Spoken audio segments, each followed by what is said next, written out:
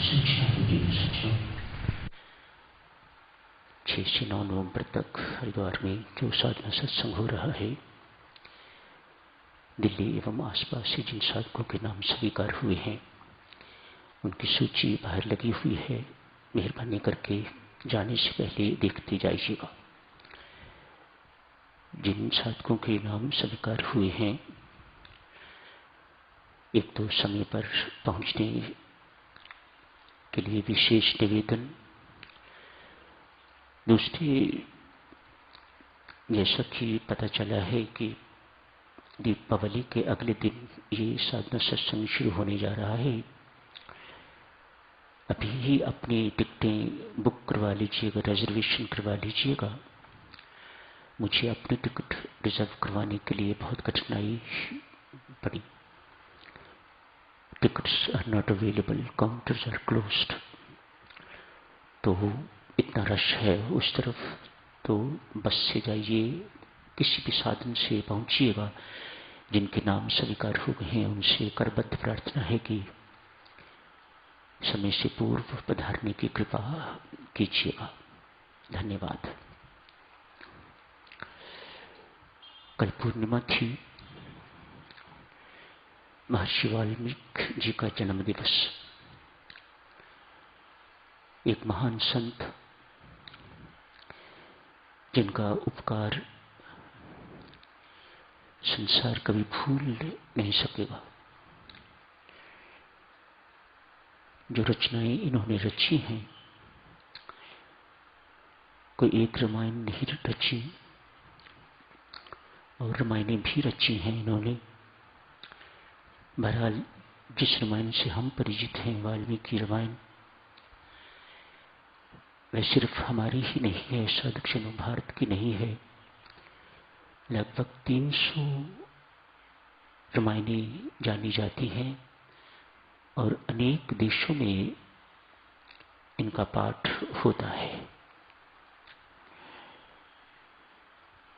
राम जैसे चरित्र का वर्णन जिस ढंग से महर्षि वाल्मीकि ने किया है, देवियों सज्जनों, बड़ा अनूठा है, बड़ा अनुपम है, सत्य है, अपने जीवन में उतारने योग्य है। समग्र चरित्र तो प्रभु राम का जीवन में उतारना बसाना अति दुष्कर होगा। आंशिक भी यदि किसी एक व्यक्ति के जीवन में आ जाए, वह संसारी नहीं रह सकता, वह साधक हो जाएगा। मानव संसार में रहता हुआ भी वह अनासक्त जीवन व्यतीत करने वाला हो जाएगा। उसका जीवन शांत एवं आनंदमय जीवन हो जाएगा। उसको पता लगेगा कि जीवन आदर्श किस प्रकार का होना चाहिए, किस प्रकार से मुझे अपने आप को दिव्य प्रेम से परिपूरित करना है और किस प्रकार मुझे इसे दोनों हाथों से, खुले हाथों से इसे बांटना है। यही था प्रभु राम का चरित्र। जो नीचे थे उन्हें ऊपर उठाया और जो ऊपर थे उन्हें उछाला। ऐसे मंच पर लाके उन्हें खड़ा कर दिया। नीच से नीच को ऐसे मंच पर खड़ा कर दिया कि जिस मंच पर महर्षि वशिष्ठ और प्रभु राम के अपने भाई बैठते हैं। ऐसा अनूठा प्रभु राम का चरित्र।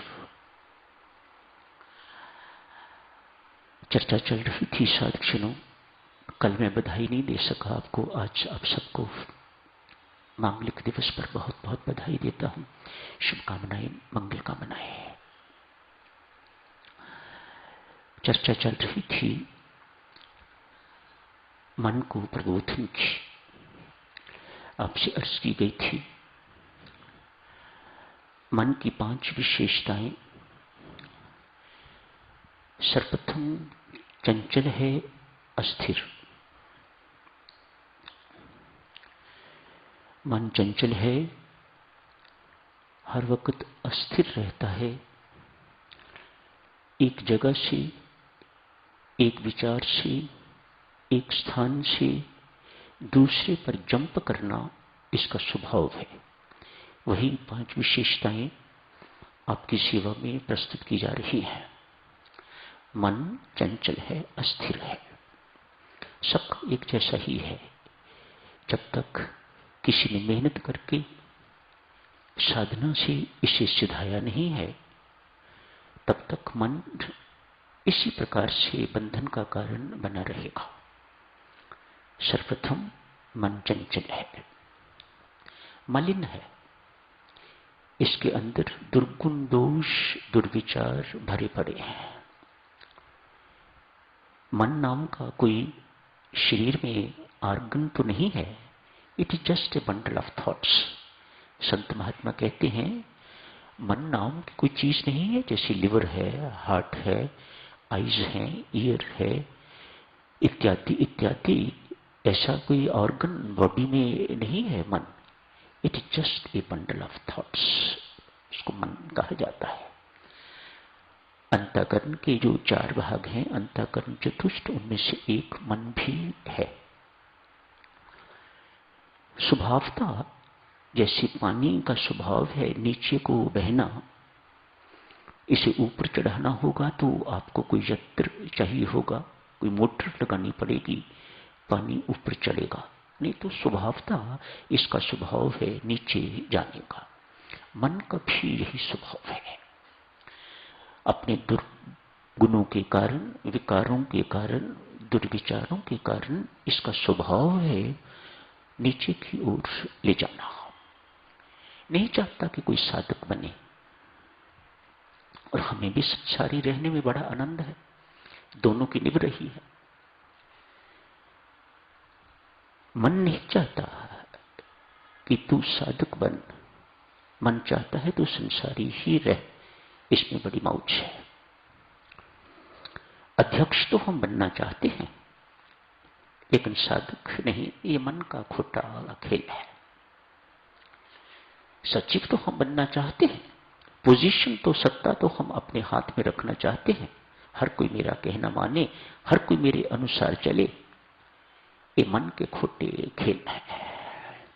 जो इन्हें पहचान गया, इस जन्म में बाजी मार गया, मानो अगले जन्म तक, उससे अगले जन्म तक कुछ पालेगा। जिसको यदि अभी यही बोध नहीं हुआ, वह तो, उसकी तो यात्रा अभी शुरू भी नहीं हुई। उसको तो ये सोचना चाहिए कि मानव जन्म जो मुझे मिला हुआ है, मैंने इसे बर्बाद कर दिया। मन मलिन है, नीचे की ओर ले जाने वाला, हर एक को नीचे की ओर ले जाता है। अभी आप जी से अर्ज की, पानी को ऊपर ले जाने के लिए यंत्र चाहिए, तो मन को ऊपर ऊर्ध्वमुखी करने के लिए मंत्र चाहिए। परमेश्वर की कृपा का मंत्र आपके पास है। सदा भूखा मन स्वभाव आपकी सेवा में अर्ज किया जा रहा है, सदा भूखा। इसकी भूख कभी तृप्त नहीं की जा सकती, सदा भूखा रहेगा। इसे और मात्र और ही नहीं, नया नया, बेटर बेटर चाहिए। सदा भूखा मूर्ख है। संत महात्मा कहते हैं चौथा लक्षण है मन का, मूर्ख है, समझता नहीं है। मूर्ख कौन? जो समझता नहीं। पागल है, अंतिम लक्षण पागल। जानता हुआ भी कि ईर्ष्या, द्वेष, घृणा, अभिमान अच्छे नहीं हैं, उसके बावजूद भी, जानता हुआ कि ये काम गलत है, उसके बावजूद भी बार बार आपसे वही काम करवाता है। ये मन की खोटी चाल, मन का पागलपन। हम सब पर साथियों परमेश्वर की कृपा है गुरु महाराज की कृपा है, शास्त्र की कृपा है, कोई शक नहीं ना किसी को, है ना? परमात्मा की कृपा है, गुरु महाराज की कृपा है। अभी आपने पाठ किए, अमृतवाणी का पाठ किया, भक्ति प्रकाश का पाठ किया, मानो शास्त्र की कृपा भी है।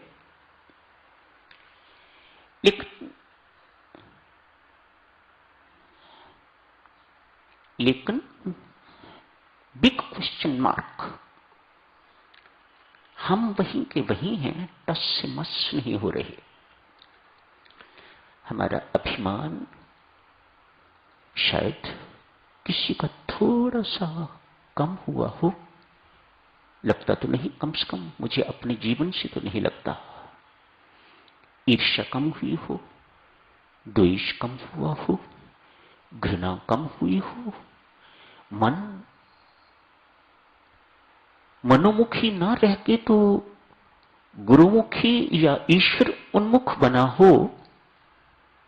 मात्र 2 माला राम राम की फेरने को मत सोचिएगा कि आपका मन ईश्वर के उन्मुख हो गया हुआ है।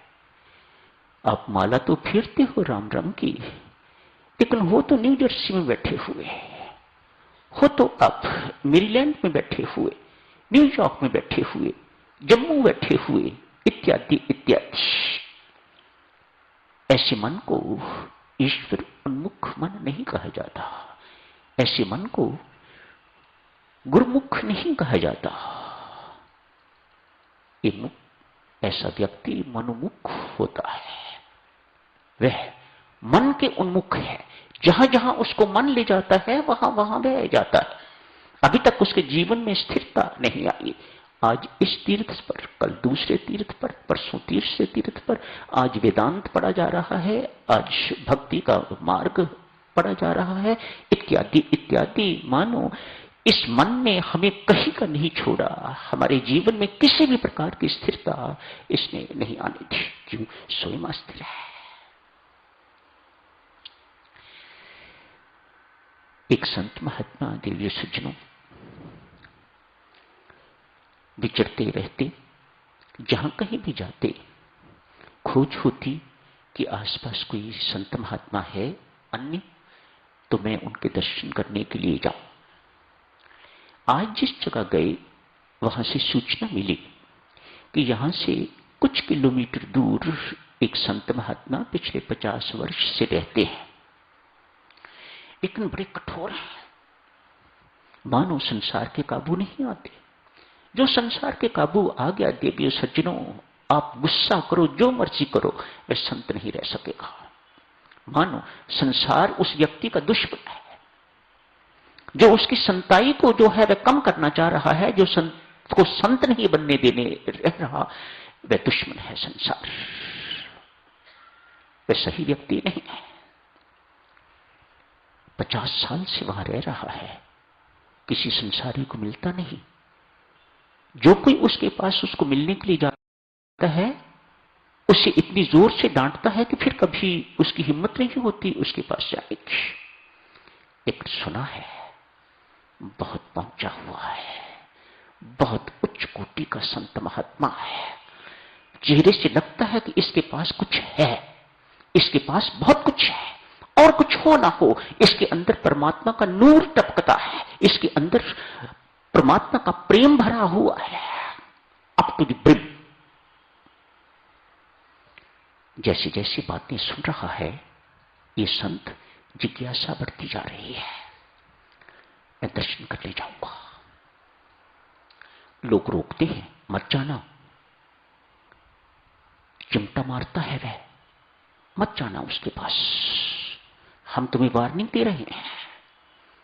रात को नींद नहीं आई इस साधु को। सुबह उठते बिना किसी से सलाह किए हुए चल पड़े। ढूंढते ढूंढते एक कुटिया देखी, कुटिया बंद है, संत महात्मा अंदर बैठे, अपनी मौज में बैठे हुए। बाहर एक बड़ी, द्वार के बाहर एक बड़ी लकड़ी सी पड़ी हुई है। ये संत जो दर्शन करने गए हैं वहीं बैठ गए। 1 घंटे के बाद द्वार खुला। टिक टिक नहीं, बेल नहीं, ये संसारियों के काम है, संतों के काम नहीं है। विदेशियों सुनो, संत किस प्रकार होते हैं और संतों के साथ किस प्रकार से डील किया जाता है। विदेश में जाके सब कुछ भूल गए हो आप।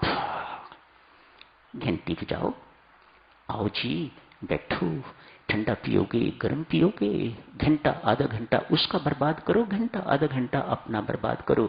ये संसार है। 1 घंटे के बाद संत महात्मा बाहर निकले।